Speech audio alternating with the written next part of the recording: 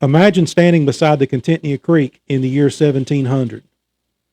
There's no highways, there's no utility lines, no tractors or bridges, no survey markers, just water, forest, swamps, and game trails, and communities that had existed there for generations. Now, imagine being a member of that community and watching unfamiliar people appear. First a few, then a dozen, maybe a few hundred, and then settlements. Settlements like Newbern, North Carolina, where the Neuse and the Trent River meet. It's a beautiful city. From the Tuscarora perspective, the landscape was changing, not gradually over centuries, but within a single lifetime. The places where people hunted changed. The places where people traveled changed. The places where people lived had changed, and their entire geography of their daily life was being altered. And the changes were not slowing down, they were accelerating. And there's something that nobody wants to talk about, and that's the slave trade. There's a part of North Carolina history that rarely gets discussed in public schools. The Indian slave trade, the Native American slave trade. Most Americans understand that Africans were enslaved, but far fewer understand that Native Americans were also captured and sold into slavery. And in the Carolinas, that trade became extremely profitable. Native men were captured, Native women were captured, and Native children were captured. Some were sold locally, others were shipped far away. Charleston, South Carolina was one of the destinations. Entire communities lived with the fear that family members could just simply disappear. And think about what that does to a society. Imagine raising children knowing that they might be kidnapped. Imagine hearing stories of a neighboring village being raided and completely wiped out. Imagine wondering whether traders arriving into your territory came to conduct business or steal from you or even take your people. Fear, distrust, it destroys. And by the early 1700s, trust between many Tuscarora communities and colonial authorities had begun to collapse. And here comes John Lawson. Today there's a marker in Grifton that reminds us of one of the most famous figures in this story, John Lawson. Lawson's remembered as an explorer, a surveyor, and a writer. Many North Carolinians know him as a man who documented the colony. But from the Tuscarora perspective, Lawson represented something larger. He represented expansion.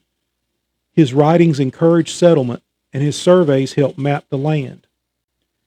His work helped to attract more colonists. The more and more successful North Carolina became, the more pressure was placed on the Tuscarora territory.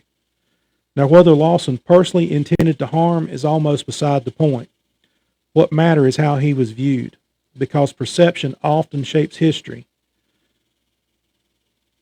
And to many Tuscarora, Lawson symbolized the future he feared, a future where their homeland would no longer belong to them. And a lot of the Tuscarora thought that Lawson was actually the governor of North Carolina. The settlers in the Tuscarora were looking at the same land, but they saw two totally different things. The settlers saw an opportunity, new farms, new towns, new wealth. The Tuscarora saw loss of hunting grounds, loss of territory, and loss of control, and loss of security. Neither side fully understood the other, and neither side trusted the other.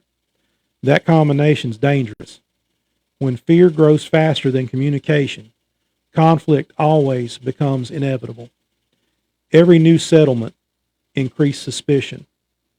Every disagreement increased resentment, and every rumor increased tension. Eventually, the relationship reached a breaking point. By 1711, North Carolina was a place filled with anxiety. Settlers feared attack. Tuscarora feared displacement. Both sides believed they had a legitimate grievance. I got a question. Who had a more legitimate grievance?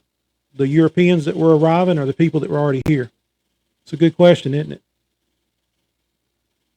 Both sides believed they were defending their future, and they were. And both sides increasingly believed violence was unavoidable.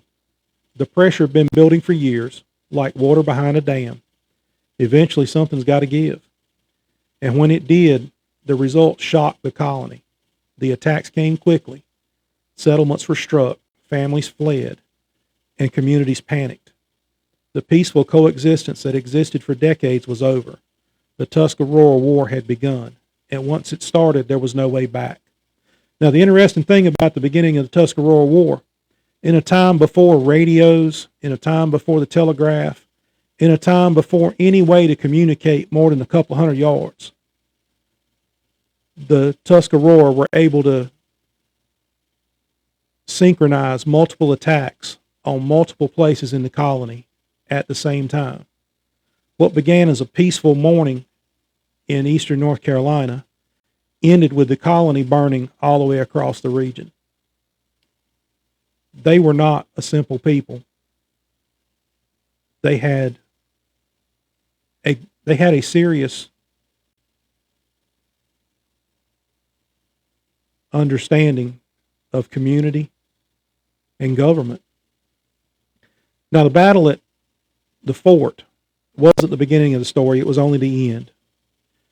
It was the result of the story, the result of years of pressure, years of expansion, and years of fear, years of misunderstanding, years of conflict that many people could see coming out of nowhere. Even before the fort had been built, before the siege had begun and the fires had burned, the path towards Nooherooka was already being laid, one decision at a time, one settlement at a time, one broken promise and one relationship at a time. In the next episode, I'm going to follow that path. We're going to travel the banks of the Neuse and the Contentnia, and we'll look at the attacks that shocked the colony. We'll examine the capture of John Lawson, and we'll look and we'll watch eastern North Carolina move from tension to open war. And remember, John Lawson was captured and executed on the dirt that became my hometown. So this is something that happened on the dirt that I walked as a child and still walk as an adult. This has been Tick Bite NC, and this is the story of Fort Nooherooka and the Tuscarora in the land that I grew up in. Thanks for watching.